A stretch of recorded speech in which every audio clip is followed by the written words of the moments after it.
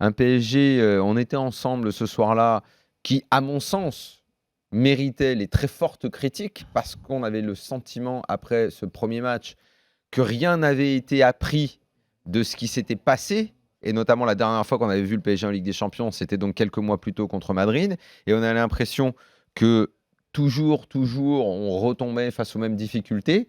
3 mois plus tard, le PSG s'est non seulement relevé, Tuchel a réussi à, et ça il faut le mettre vraiment à son crédit, à donner un caractère, parce qu'on a beaucoup parlé de caractère qui manquait au PSG. Tuchel a réussi à visiblement en tout cas pour l'instant, à le donner à ce PSG, qui a ensuite pas complètement survolé. Les matchs contre Naples n'ont pas été simples et ont connu des gros moments de flottement. Non, mais il a tout le temps progressé, Daniel. Oui, voilà, c'est ça. Il y a eu une sorte de montée jusqu'à ce match contre Liverpool qui, là encore, sur la seconde période, on a vu une autre facette, c'est celle d'être capable de subir, même peut-être un petit peu d'avoir du vice.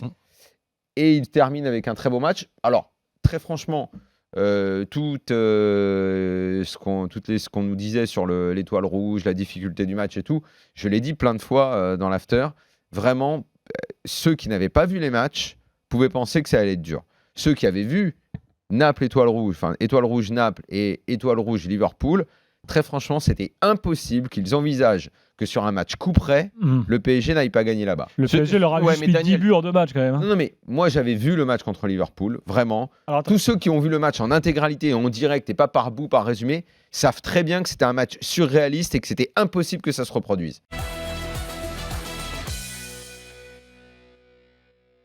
Si on met des notes à tout le monde, il faut mettre une note à Tourelle. Je suis le premier sceptique sur Tourelle.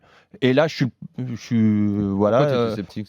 un peu sceptique. J'attends de voir à la fin s'il y a une véritable crise, comment il pourrait la gérer. J'attends pas parce que je voudrais pas qu'elle arrive et que j'espère que ça va aller loin. Très intéressant. Mais par contre, dans la communication qu'il a instaurée avec les joueurs, le rapport, c'est peut-être là où le rapport peut-être un peu, ça peut, on verra, mais je le souhaite pas. Donc là, en tout cas, tout va bien.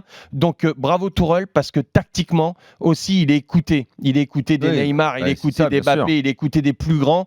Marquinhos, le fait de le faire revenir comme ça pour défendre, enfin pour être à 3 en phase offensive et de le faire remonter dans le milieu de terrain. C'est tactique dite du croque-monsieur. Ouais, bah voilà, et c'est très bien. Tu l'as retenu pour un jambon.